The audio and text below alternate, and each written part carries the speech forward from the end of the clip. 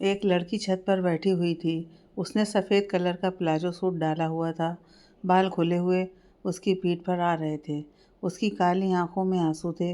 वह चांद की तरफ देखते हुए बोली, अब और तुम्हारी नाराज़गी मुझसे सही नहीं जाती देवू। तुम पहले से बहुत बदल गए हो। जो तुम अपनी बेस्ट फ्रेंड का इतना अच्छे से ध्यान रखते थे, आज तुम मुझसे सीधे मुंह बात करना भी पसंद नहीं करते। क्या मैं तुम्हारे लिए इतनी पराई हो गई हूँ? बात करना तो दूर, मुझे देखते भी नहीं हो कि मैं ठीक हूँ या फिर नहीं। पर जब से मुझे पता चला है कि मैं तुमसे बहुत प्यार करती हूँ, तब से तो तुम्हारी बेरुखी और ज़्यादा चुभने लगी है। पर क्या करूँ? मुझे पता है तुम मुझसे प्यार नहीं करते, पर यह दिल समझता ही नहीं है। कैसे दिलासा दिलाऊँ मैं खुद को? मैं तुम्हारे लिए बहुत ज़्यादा पजेसिव हूँ। शायद इसी वजह से तुम मुझसे दूर हो गए। मैंने कभी किसी दूसरे लड़के की तरफ आँख उठाकर भी नहीं देखा। देखा तो सिर्फ तुम्हें ही है, पर तुम तो हर किसी के दिल पर राज करते हो। मुझे पता है मेरी फीलिंग तुम्हारे लिए कोई मायने नहीं रखती।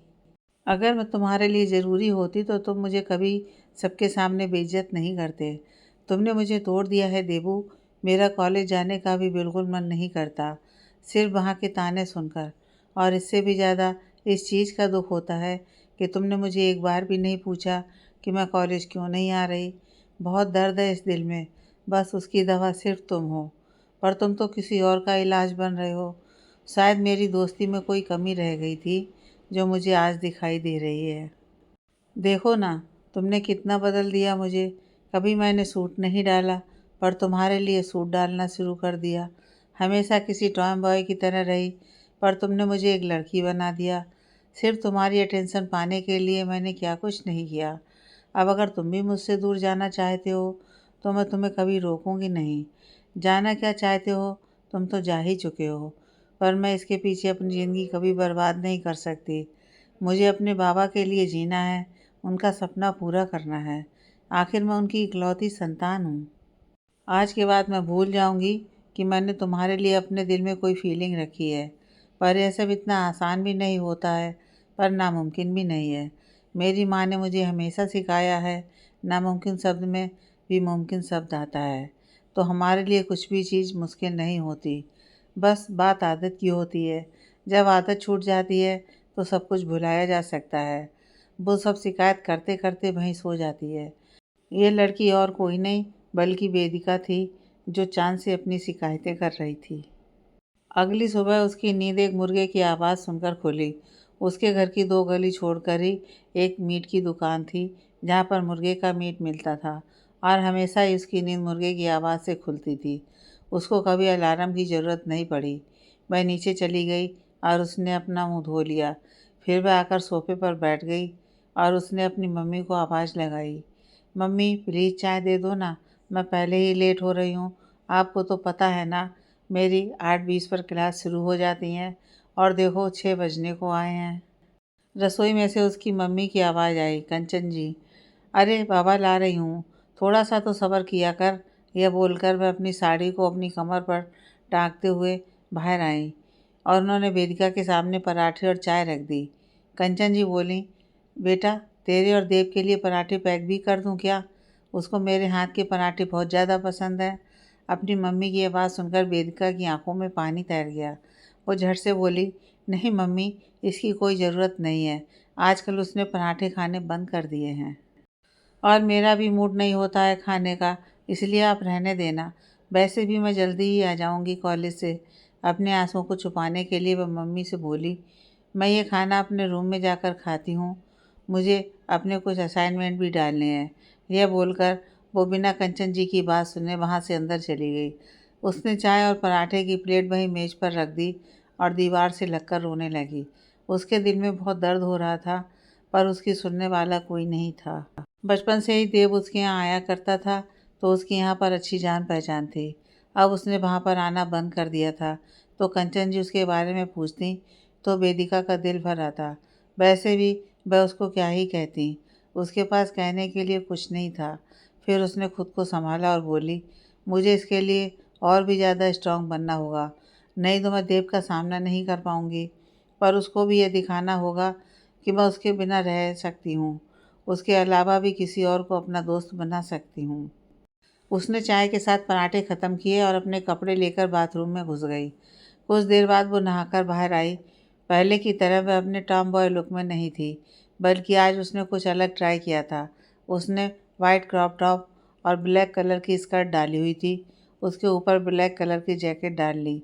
उसने अपने बालों को खुला छोड़ दिया था। होठों पर पिंक लिपस्टिक, हल्का सा मेकअप। उसने अपना वाइट कलर का हैंडबैग ले लिया और अपने रूम से निकलकर नीचे आ गई। जब कंचन जी ने उसको ऐसे देखा तो उनका मुंह हैरानी से खुला रह गया। वहीं अजीत जी, वेदिका के पापा, वहीं बैठकर अखबार पढ़ रहे थे। उन्होंने जब कंचन जी को ऐसे देखा तो वो बोले, क्या हुआ कंचन जी, आपको क्या सूंघ गया? आज आप सुबह सुबह कैसे बर्ताव कर रही हैं? उनकी अभी तक वेदिका की तरफ से नज़र नहीं गई थी।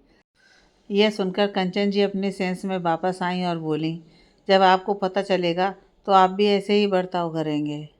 ज़रा आप अपनी लाडली पर तो नज़र डालिए, आपको पहचानने में भी नहीं आएगी।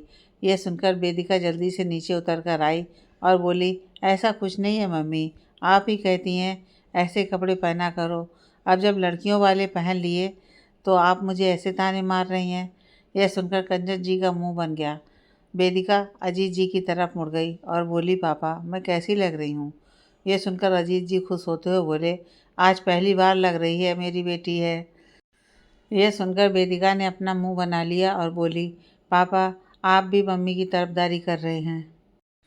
तो अजीत जी बोले, ओह अच्छा, तुम्हारी तरफदारी नहीं करनी थी। यह बोलकर वह हंसने लगी।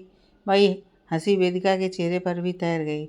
कंचन जी वेदिका की तरफ आकर अपनी आंखों में से काजल निकालकर उसके कान के पीछे लगा देती हैं और कहती हैं, किसी की नज़र ना लगे।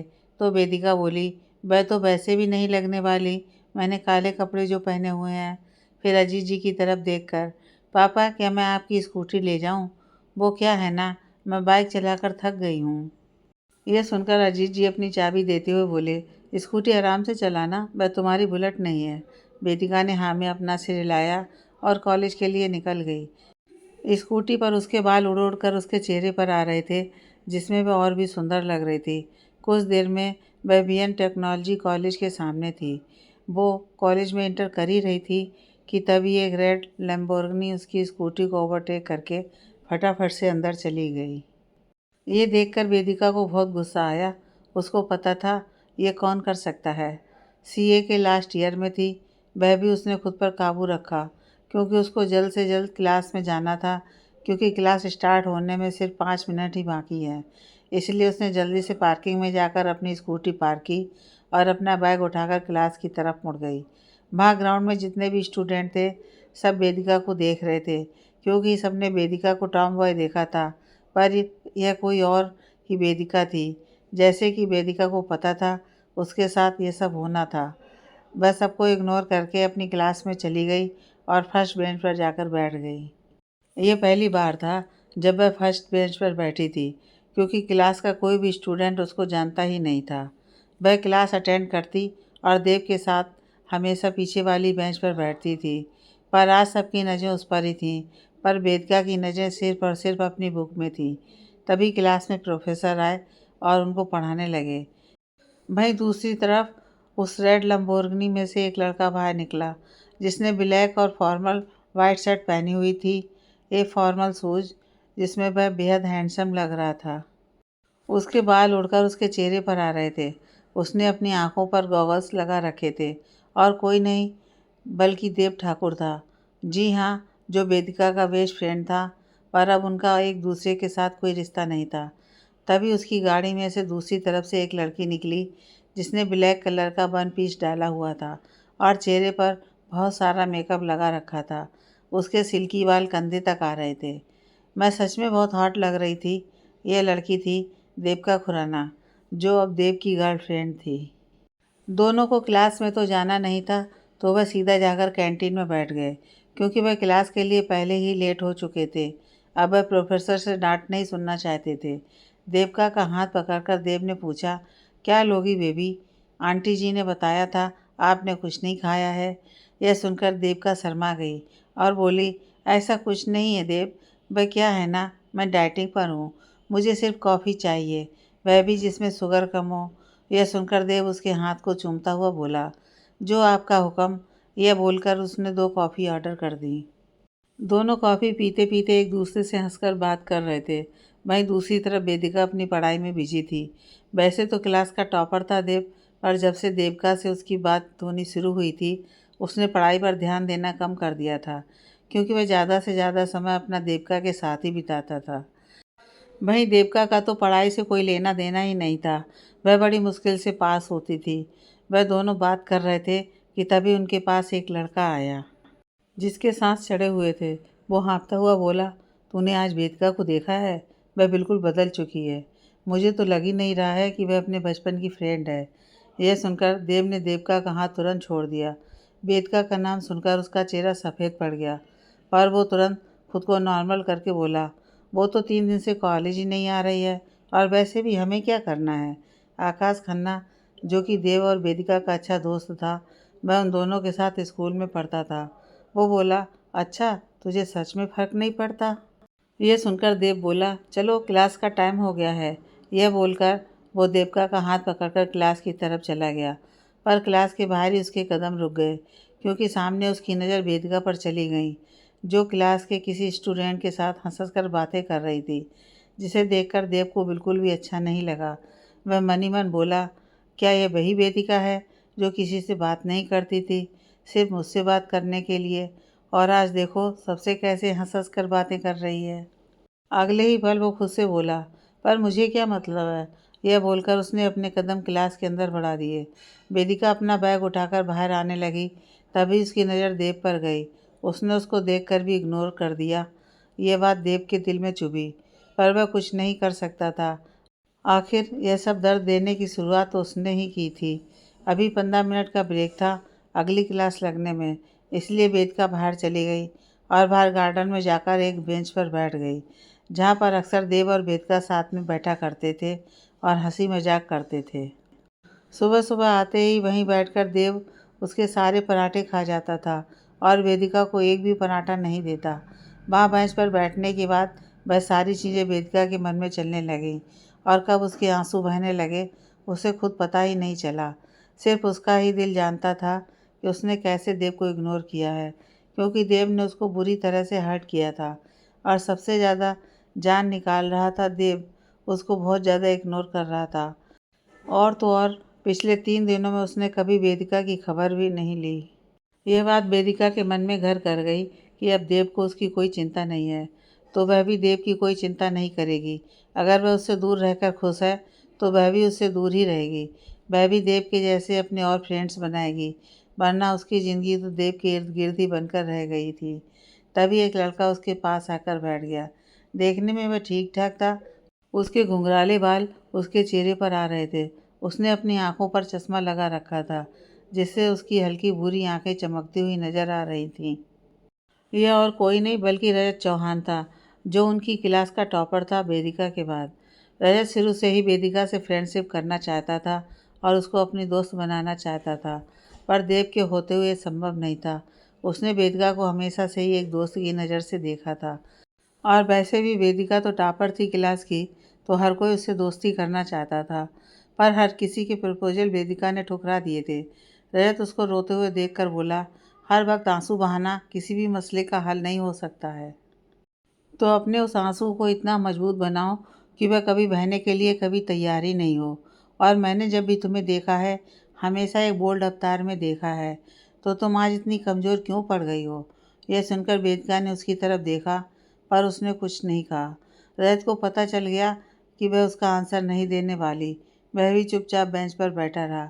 कुछ देर की चुप्पी के बाद रजत बोला, तुम्हारी फ्रेंडशिप किसी भी स्टूडेंट से छिपी नहीं है, पर जब उसने उस दिन देव को प्रपोज किया और उसने तुम्हें इतना जलील किया, तो मुझे उस पर गुस्सा आया था कि कैसे कोई दोस्त ऐसा कुछ कर सकता है।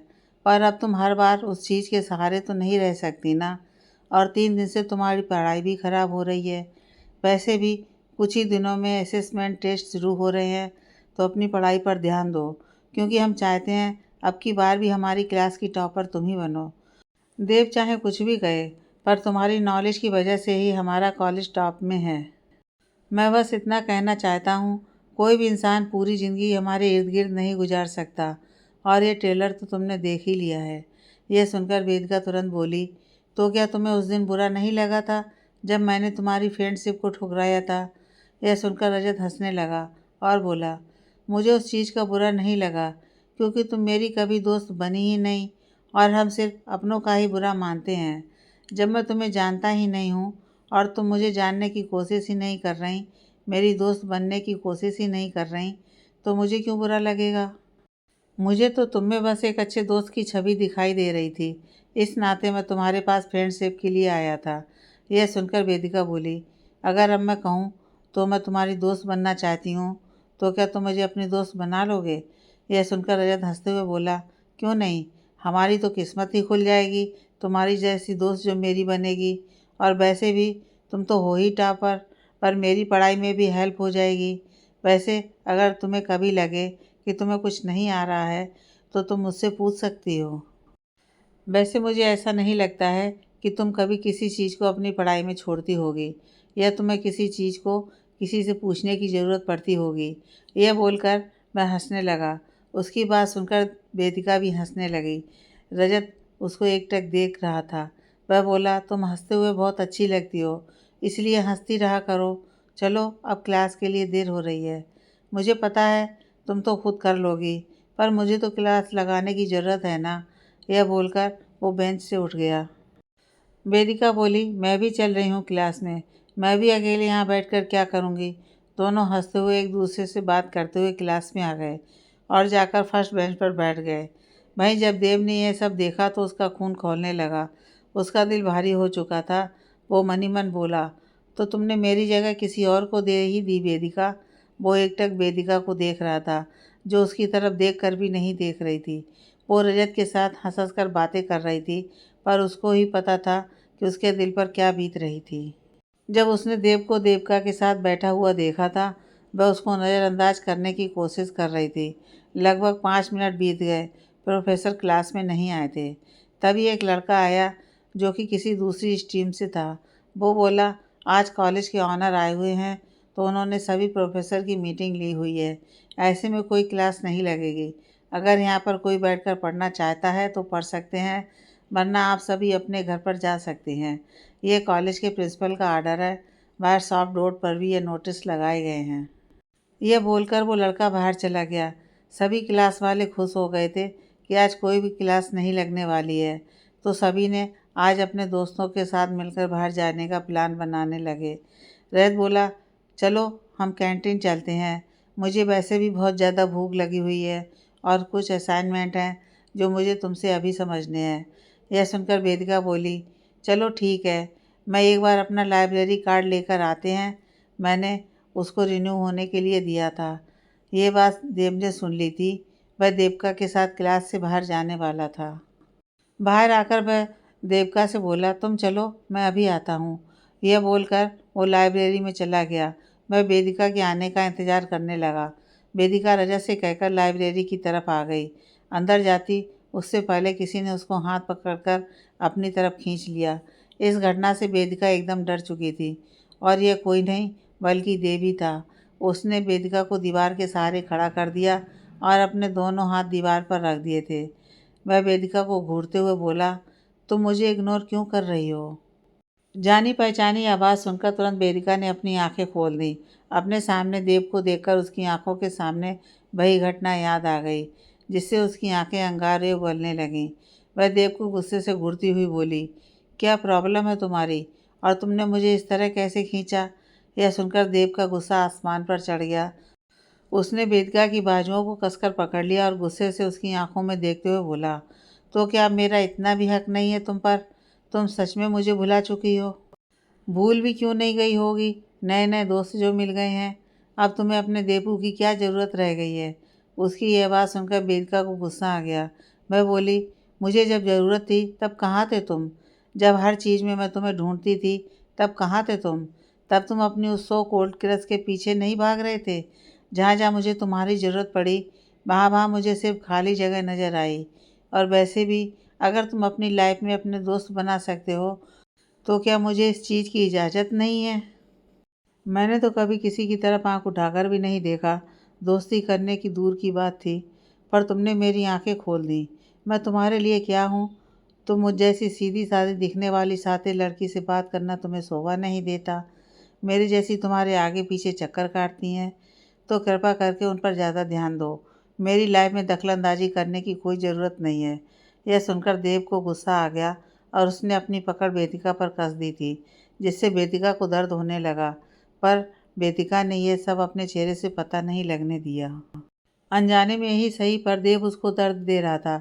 वह वेदिका की आंखों में देखते हुए बोला, अब वो सो कोड लड़की मेरा क्रश नहीं है, मेरी गर्लफ्रेंड बन गई है। तो उसके बारे में जो बोलना हो सोच समझ कर बोलना। और वैसे उस वक्त तुमने मुझे क्या कहा था कि वह मेरी गर्लफ्रेंड कभी नहीं बन सकती, क्योंकि मैं तो हर लड़की के साथ फ्लर्ट करता हूँ।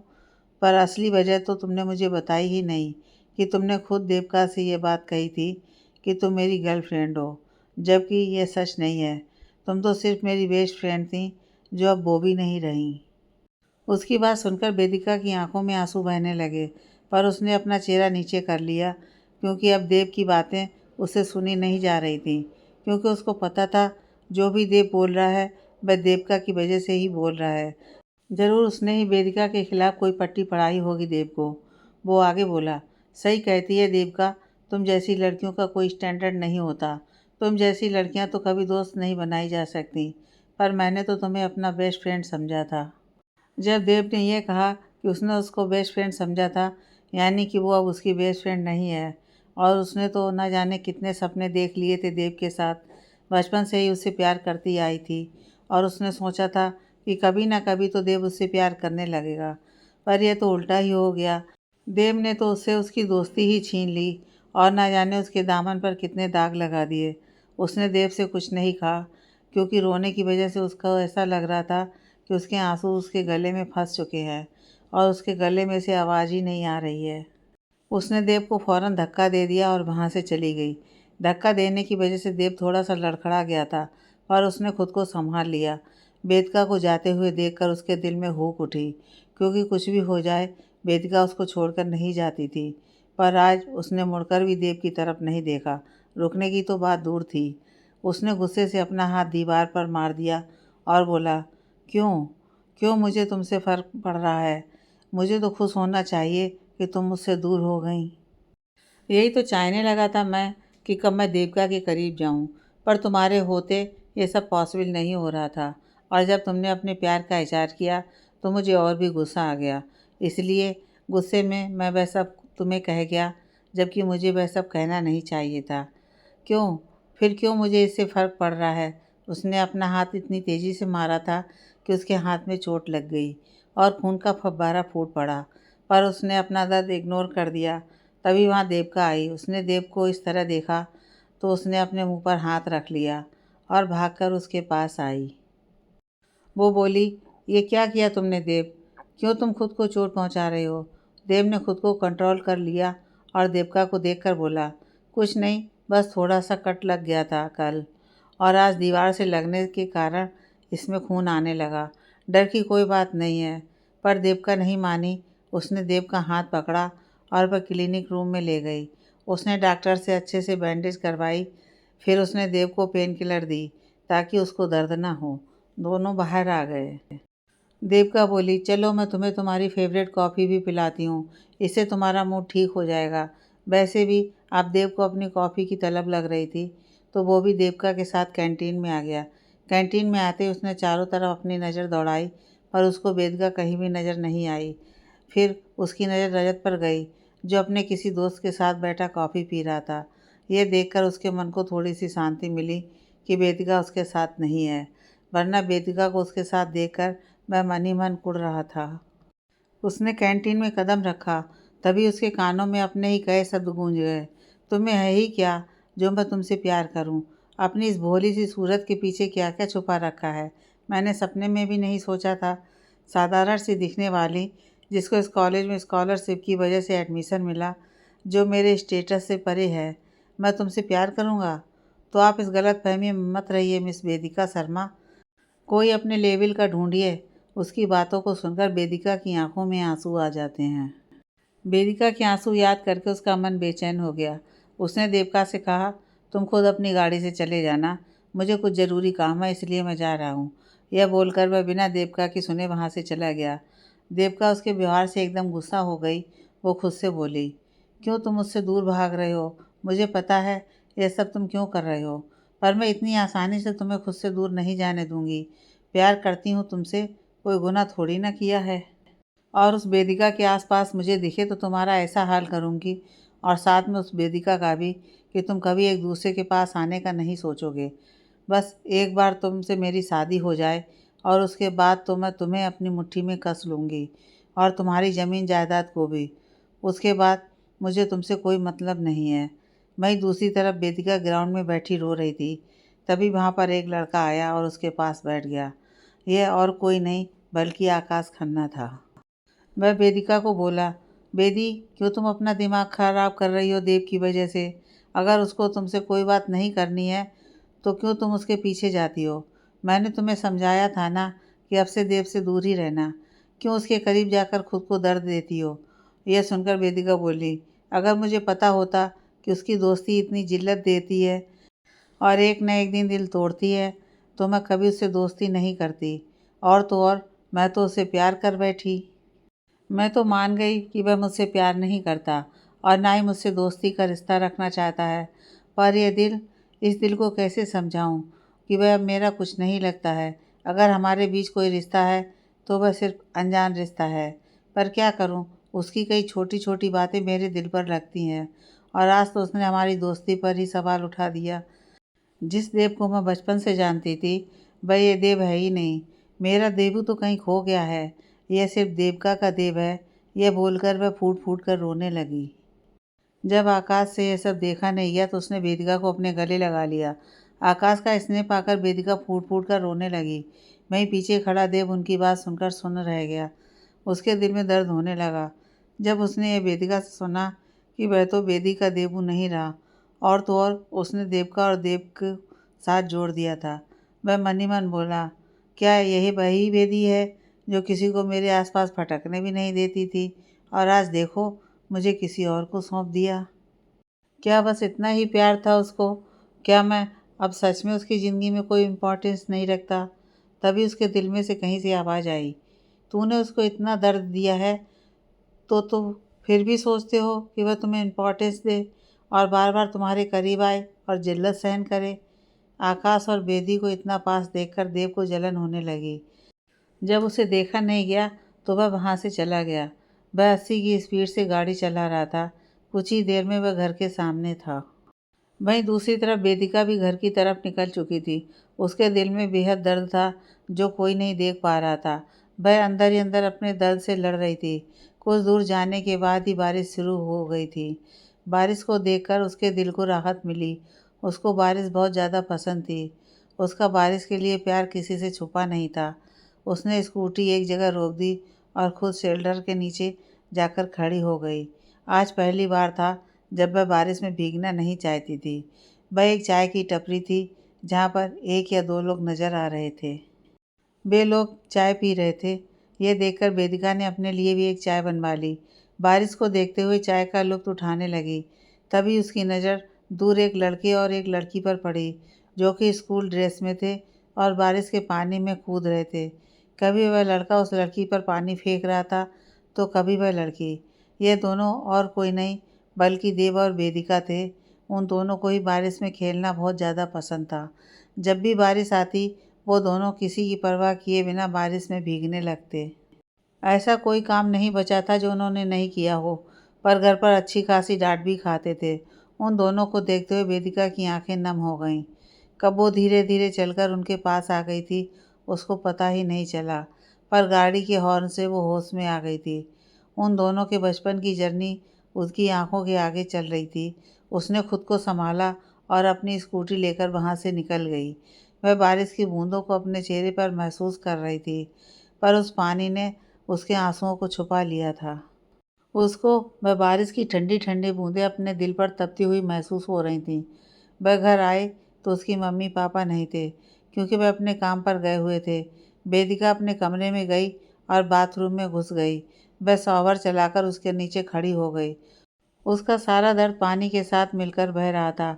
वो दीवार से लगकर बैठ गई और रोते हुए बोली, अगर तुम्हें मुझसे प्यार नहीं था तो क्यों आए थे मेरे इतने करीब? क्यों? अगर तुम दोस्त थे तो दोस्त की ही तरह रहते। जो मेरे इमोशंस के साथ खेलने से तुम्हें क्या मिल गया? जो बात उसके दिल में थी, आखिरकार वो उसकी ज़ुबान पर आ ही गई थी। वेदिका गलत नहीं थी, क्योंकि उनके रिश्ते में भावनाएं दोस्ती से ज़्यादा बढ़ चुकी थीं। वहीं दूसरी तरफ देव खुद को लॉक करके कमरे में बैठा हुआ था। रात होने को आई थी, बाहर की चीज़ों का उसको कोई भान नहीं था। कुछ देर बाद वो अपने कमरे से बाहर आया और अपने पापा के बारे में पूछने लगा, तो उनके नौकर ने जवाब दिया कि साहब जी अभी तक घर नहीं आए हैं। यह सुनकर देव का पारा हाई हो गया। वह गुस्से में अपने कमरे में गया और अपने कमरे में इधर-उधर चलने लगा। वह गुस्से में बोला, इतनी उम्र होने के बाद भी अय्याशी से मन नहीं भरा और मेरी लाइफ में कंट्रोल करने की कोशिश कर रहे हैं। जो भी उन्होंने मेरी बेदी के बारे में कहा था, वो सरासर गलत था। कहीं इसमें उनकी कोई चाल तो नहीं कि कहीं वह मुझे और मेरी बेदी को अलग तो करने की कोशिश नहीं कर रहे हैं? एकदम से देवका का सामने आना कहीं किसी बड़े गहरे राज की ओर इशारा कर रहे हैं। ज़रूर डैड मुझसे कुछ छिपाने की कोशिश कर रहे हैं। मुझे इसका पता लगाना होगा। वो चाबी उठाकर बाहर चला गया और उसने अपने घर के कोने-कोने में कैमरे फिट कर दिए थे और अपने पापा के कमरे में छोटा-सा कैमरा फिट कर दिया था, ताकि वह अपने डैड की हर एक गतिविधि पर नज़र रख सके। यह बात उनके अलावा किसी को भी नहीं पता थी। कुछ देर बाद वह खाना खाकर अपने कमरे में सो गया। वहीं जब देर रात तक बेदी के मम्मी-पापा आए, तब वह खाना बनाकर अपने कमरे में सो चुकी थी। उसके मम्मी-पापा का भी यही काम था। कभी वह जल्दी घर आते तो कभी लेट। उनकी कंपनी में वर्किंग आवर थे, जो उनको एक दिन में कंप्लीट करने होते थे। कम से कम उनको 12 से 15 घंटे काम करना पड़ता था, तभी जाकर उनका अच्छे से गुजारा होता था। वह भी खाना खाकर अपने कमरे में जाकर सो गए। रात के करीब 1 बजे किसी क्लब में पार्टी रखी गई थी। वहाँ पर बहुत सारी लड़कियाँ डांस कर रही थीं। उनके शरीर पर कपड़े ना के बराबर थे। एक अधेड़ उम्र का आदमी उनके बीच में डांस कर रहा था। उसके हाथ में शराब की बोतल थी। वहीं लड़कियां उस आदमी से दूर जाने की बजाय उससे चिपक कर डांस कर रही थीं। आदमी भी बहुत ज़्यादा एंजॉय कर रहा था। ख़ास बात तो यह थी कि वहाँ पर सिर्फ लड़कियाँ ही थीं। वहाँ सिर्फ वो एक आदमी था। कुछ देर में ही शराब पीने के कारण वह बहुत ज़्यादा टल्ली हो चुका था। उसने अपने कोट की जेब से पैसे निकाले और वह लड़कियों पर उड़ाने शुरू कर दिए। वो लड़कियाँ झुक-झुक कर वो पैसे उठाने लगीं। कुछ देर बाद उसने एक लड़की का हाथ पकड़ा और बोला, आज की रात मैं तुम्हारे साथ बिताना चाहता हूँ और इसकी तुम्हें मुँह मांगी रकम मिलेगी। वह लड़की तो खुश हो गई। वह आदमी लड़कियों को वहाँ से जाने की कहकर उस लड़की के साथ कमरे में चला गया। देव पूरी रात अपने कमरे में बेड पर करवट बदल रहा था, पर उसके दिमाग से वेदिका और रजत नहीं जा रहे थे। ऊपर से उसके पापा अभी तक घर नहीं आए थे। यह उसके शक को और बढ़ावा दे रहा था। वहीं दूसरी तरफ वेदिका आराम से चैन से सोई हुई थी। आज उसने आकाश के सामने अपने दिल की बात कहकर अपने दिल को हल्का कर दिया था। उसके मन में जो भी शिकायतें थीं, वह सारी ख़त्म हो चुकी थीं। वह बस अपने करियर पर फोकस करना चाहती थी और देव की यादों को ख़त्म करना चाहती थी। आखिर रिश्ता कोई भी हो, वह एक तरफ से खींचा नहीं जा सकता है। अपने मम्मी-पापा की नज़रों में अपने लिए प्यार देखने के बाद उसने दोस्ती जैसे रिश्ते को कुर्बान करने की ज़हमत उठा ली थी। उधर खैर किसी तरह देव की रात बीती। करवट बदलते-बदलते देव को नींद आ गई थी। तभी अचानक से उसकी नींद खुली तो वो नीचे की तरफ भागा और उसने एक सर्वेंट से पूछा, क्या मेरे पापा वापस आ गए हैं? यह सुनकर वह सर्वेंट बोला, नहीं सर, अभी तक तो सर वापस नहीं आए हैं। यह सुनकर देव उदास हो गया। उसने सर्वेंट को खाना तैयार करने को कहा और खुद कॉलेज जाने के लिए तैयार हो गया। लाइट पिंक और ब्राउन कलर की फॉर्मल सी पैंट शर्ट पहने वो बहुत हैंडसम लग रहा था। ऊपर से उसके बाल जो इधर-उधर उड़ रहे थे, जिसको देखकर कोई भी लड़की आसानी से पागल हो सकती थी। उसने खुद को शीशे में देखा और बोला, जिसके लिए इतना तैयार होता है, वो एक नज़र भी तुझे नहीं देखती। पर कोई बात नहीं, गलती तो मेरी ही है ना। वो मायूस सा नीचे आ गया था। वो सीधा डाइनिंग एरिया में चला गया, जहाँ पर कई तरह की डिशेस रखी हुई थीं। उनमें से उसने एक सैंडविच और जूस उठाया और खड़े-खड़े 2 मिनट में अपना नाश्ता कर लिया। फिर वो एक नज़र घर को देखकर अपनी कार से कॉलेज के लिए निकल गया। जब वो कॉलेज पहुँचा, उसने अपनी कार पार्क की और अंदर आने लगा। तभी उसकी नज़र पार्क में बेंच पर बैठी एक लड़की पर गई, जो बिल्कुल उदास थी। वाइट कलर का सूट, कान में छोटे-छोटे झुमके, वो बेहद खूबसूरत लग रही थी। देव ने मन ही मन सोचा, ये लड़की हमारे बेंच पर कैसे बैठ सकती है। कॉलेज में सब जानते हैं कि ये बेंच मेरे और वेदिका के लिए है। इसकी हिम्मत कैसे हुई। उसको ये देखकर गुस्सा आ गया था। भले ही वो किसी के साथ क्यों ना रहे, वेदिका की चीज़ वो किसी के साथ शेयर नहीं कर सकता था। वो जगह वेदिका की थी, वो कोई नहीं ले सकता था। वो उस लड़की के पास गया।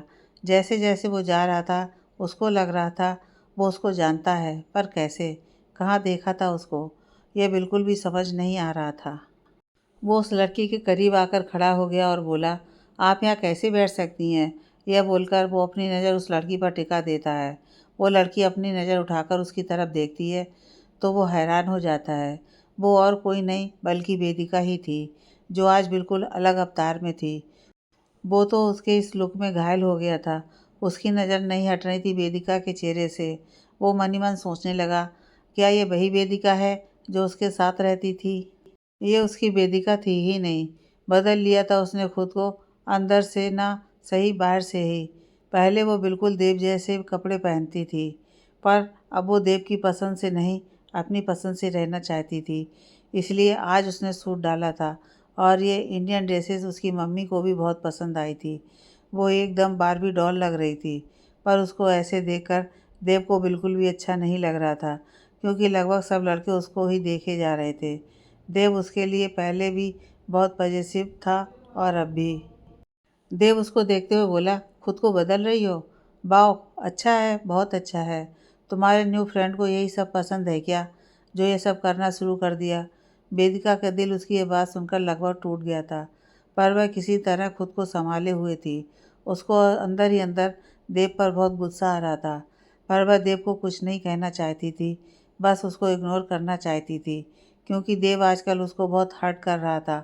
इसलिए वो उसको इग्नोर करके जाने लगी। यह देखकर देव को गुस्सा आने लगा। उसने वेदिका को उसे उसके हाथ से खींचकर पकड़ा और अपनी तरफ खींच लिया। वेदिका किसी कटी पतंग की तरह उसकी बाहों में आ गई थी। देव ने बड़े ही ज़ोरों से उसकी बाह को पकड़ा हुआ था, जिससे वेदिका को दर्द हो रहा था और दर्द उसके चेहरे पर साफ दिखाई दे रहा था। पर वह देव को अपना दर्द नहीं दिखाना चाहती थी, इसलिए उसने दर्द को सहते हुए अपनी आंखें बंद कर लीं। देव गौर से उसके चेहरे को देख रहा था। जैसे ही वेदिका ने अपनी आंखें बंद की, उसको लगने लगा कि वेदिका उसको देखना भी नहीं चाहती। यह सोचकर ही देव के दिल में दर्द होने लगा था। उसने खुद को कंट्रोल करने की बहुत कोशिश की, पर उससे नहीं हो रही थी। वह वेदिका को छोड़ देता है, जिससे वेदिका थोड़ी पीछे हो जाती है और लड़खड़ाकर गिरने लगती है। तभी वह खुद को संभालती है और बेंच को पकड़ लेती है। जैसे ही देव ये देखता है वेदिका गिरने वाली है, वह तुरंत वेदिका को पकड़ने के लिए आगे आता है, पर वेदिका अपना हाथ आगे कर देती है और कहती है, इतनी भी हमदर्दी दिखाने की कोई ज़रूरत नहीं है, मैं खुद को संभाल सकती हूँ। तुम खुद को और अपनी गर्लफ्रेंड को संभालो, मेरे आसपास आने की कोई ज़रूरत नहीं है। यह सुनकर देव को धक्का सा लगा कि वेदिका उसको खुद के करीब आने से रोक रही है। क्या यहीं तक था उसका प्यार, उसकी दोस्ती, पर उसमें वेदिका की तो कोई गलती नहीं थी। बिना गलती के सारी सज़ा वेदिका को मिल रही थी। जब वेदिका ने यह बोला तो देव उसके पीछे का दर्द समझ रहा था। वो उसके करीब आया और बोला, बेदी मुझे थोड़ा सा टाइम दो, मैं सब क्लियर कर दूंगा। बस तुम मुझ पर ट्रस्ट रखो। एक तुम ही तो हो जो मुझे हिम्मत देती हो, पर आज तुम मुझसे दूर जा रही हो। आई नो मैंने गलती की है, पर मैं एक्सप्लेन कर दूंगा, पर मुझे थोड़ा सा टाइम चाहिए। यह बोलकर वो वेदिका की तरफ देखने लगा, जो दूसरी तरफ देख रही थी। आगे की कहानी नेक्स्ट पार्ट में।